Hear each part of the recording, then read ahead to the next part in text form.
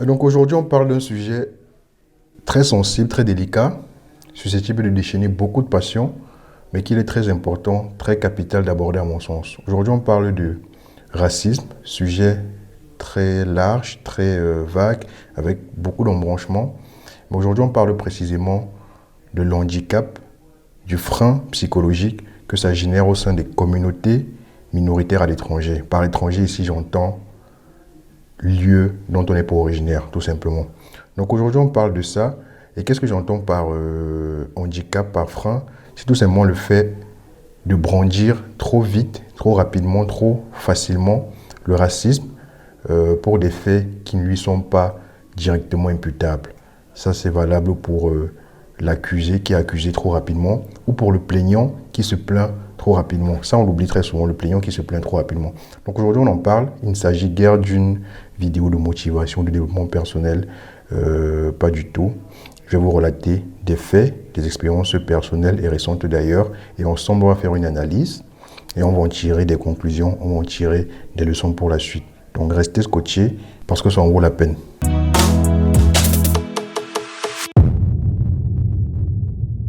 Bonjour à tous et bienvenue sur Diaspora Africaine, chaîne dont l'objectif est d'inspirer et outiller les jeunes de la diaspora sur deux thématiques clés, la réussite à l'étranger et le retour en Afrique. Donc si ce sont là des sujets qui t'intéressent, alors tu t'abonnes. Donc aujourd'hui, comme je l'ai dit, notamment on parle de racisme, plus précisément du frein psychologique qu'il engendre au sein des communautés minoritaires. Donc pour ce faire, comme je vous ai dit, je vais vous relater une histoire, enfin deux histoires, deux expériences personnelles, et ensemble on va en tirer des leçons. Donc pendant que je relate, je vous laisse le temps de réfléchir et de me dire si c'est des situations de racisme ou pas. Et après avoir relaté, je reviendrai dessus pour vous dire quelle est mon analyse à moi. Donc la première, déjà pour préciser, les deux se sont déroulés dans une gare ferroviaire dans laquelle j'allais pour prendre un train pour quitter d'un point A à un point B. Et la gare appartient à l'État, donc c'est le service, la société publique SNCF. Pour ceux qui ne savent pas, c'est la société qui gère le transport ferroviaire moyenne et grande ligne en France. Donc les deux expériences se sont déroulées au sein d'une gare en France. La première, j'étais à bord d'un train, je quittais d'un point A à un point B et la distance du voyage ne durait que 8 minutes pour un train qui normalement fait un trajet de 4 heures. Donc moi je faisais une escale, je m'arrêtais à l'une des escales du train.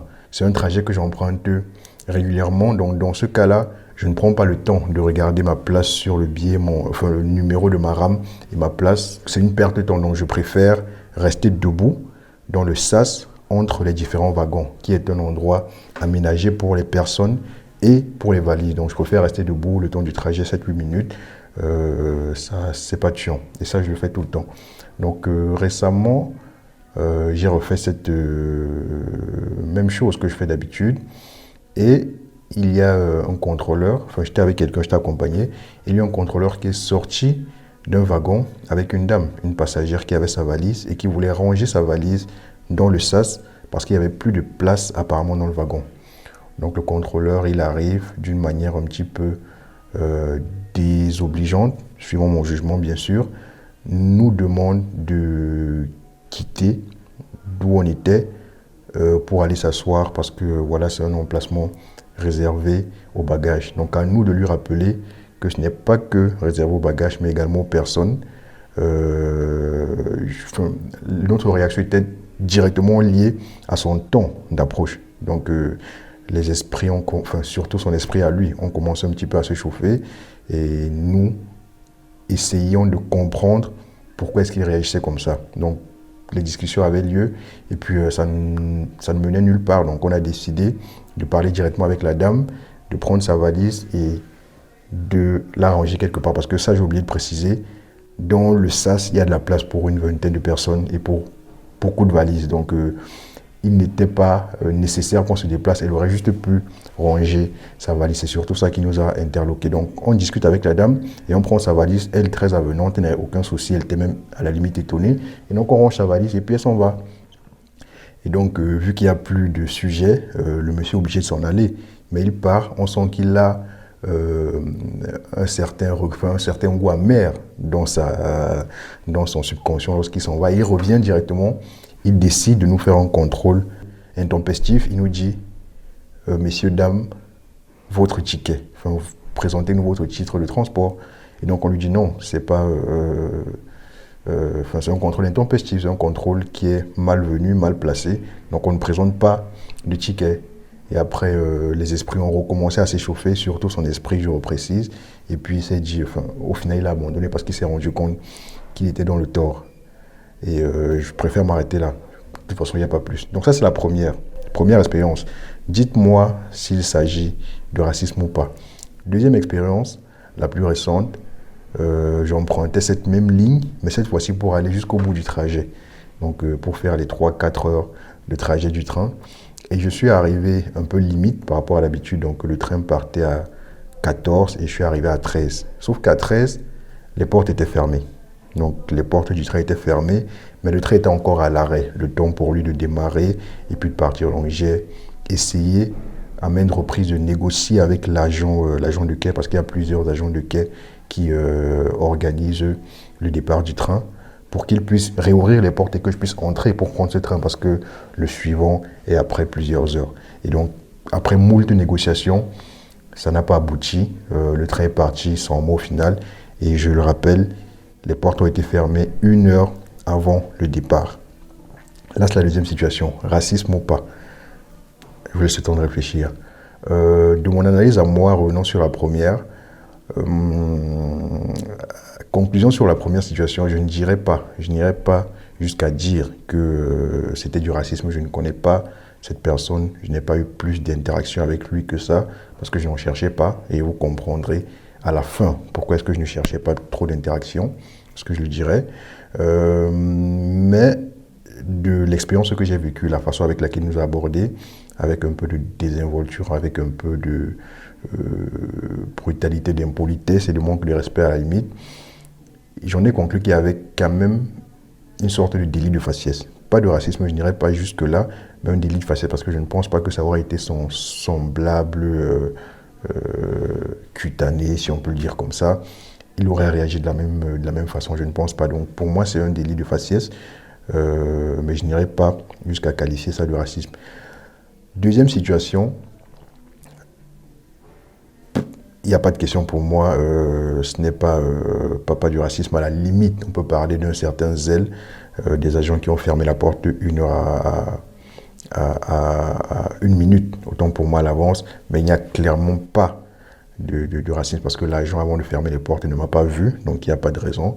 Et puis certains pourront dire, parce que j'en ai discuté avec d'autres personnes, c'est pour ça que je me suis dit que c'était intéressant d'en partager avec vous, parce que j'en ai discuté avec d'autres personnes, et certains y ont vu du racisme, donc je me permets de partager ça avec vous. Et je pense que c'est une expérience sociale très intéressante. Donc revenons à la deuxième situation. Certains ont dit qu'il aurait pu réouvrir le train. Ça aurait engendré 30 secondes de retard. C'est pas de chiant par rapport au fait que je rate un long voyage pour un billet qui vaut son prix. Voilà. Mais moi, j'avais un avis totalement contraire. Pour moi, il n'y a aucun soupçon. Il n'y avait aucun soupçon de racisme là-dessus. Pour être dans le domaine ferroviaire est très normé, notamment au niveau de la sécurité. C'est un domaine avec un niveau de sécurité très élevé. Et l'une des procédures en ce qui concerne le départ d'un train, c'est qu'une fois que les agents de quai ont sifflé le départ, une fois que les portes sont fermées, elles ne s'ouvrent plus.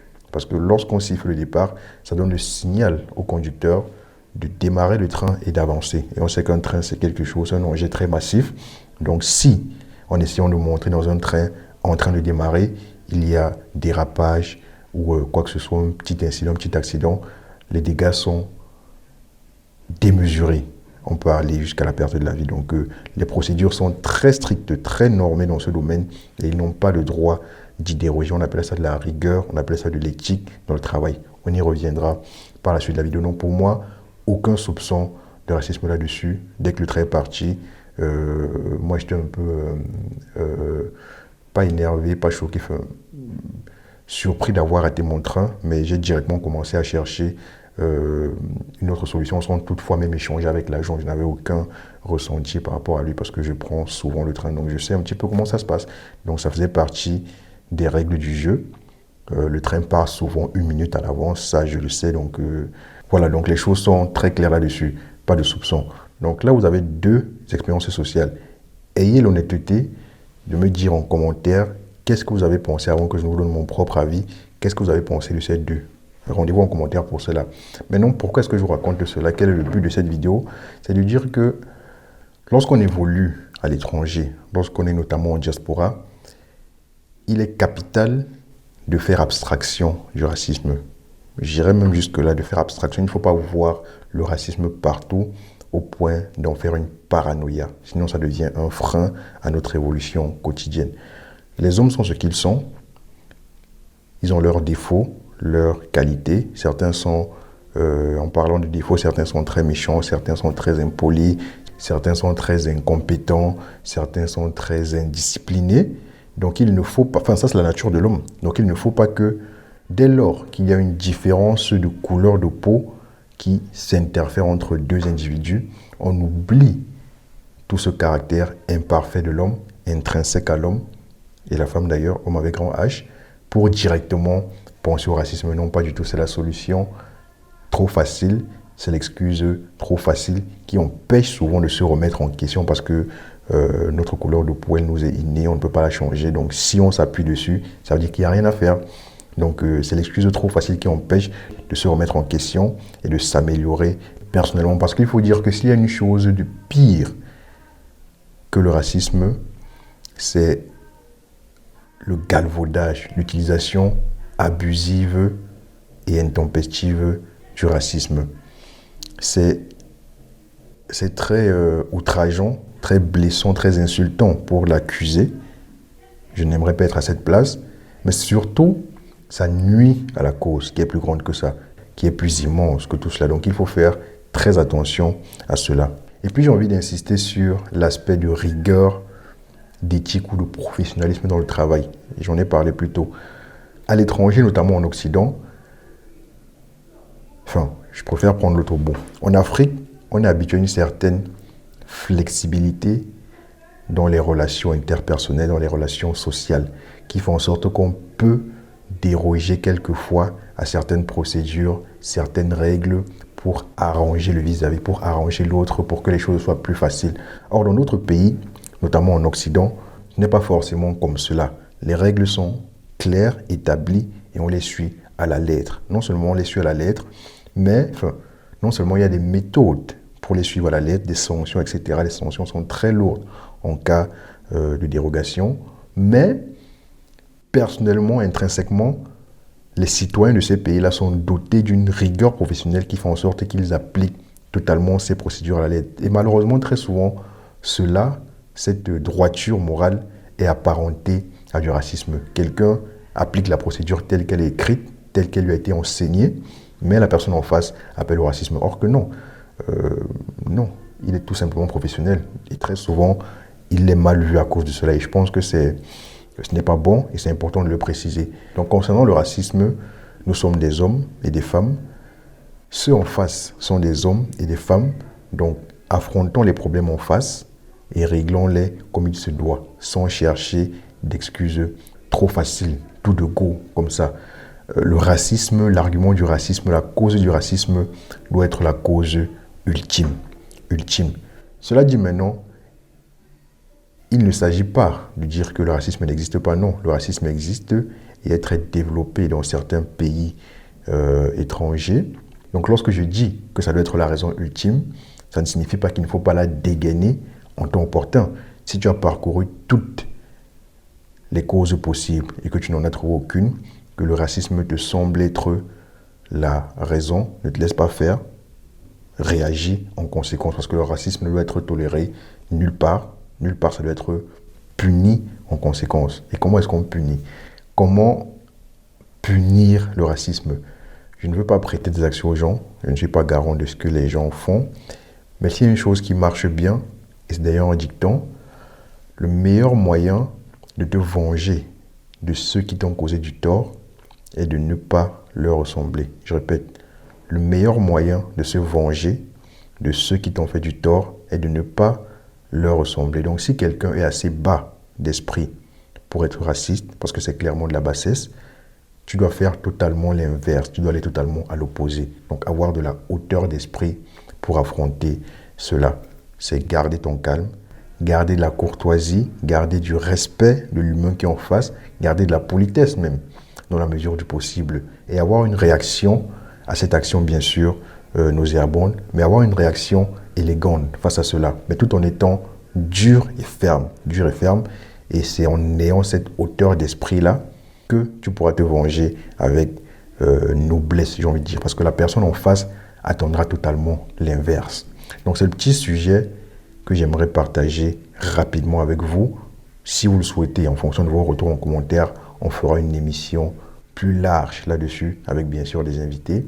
Donc déjà sur ce petit extrait-là de raisonnement, dites-moi ce que vous pensez en commentaire, n'hésitez pas à vous déchaîner. Vous savez que c'est la troisième partie de chaque vidéo, c'est vraiment là le nœud des vidéos. Donc n'hésitez pas à vous lâcher en commentaire. D'ici là, très bonne journée à vous, portez-vous bien et salut.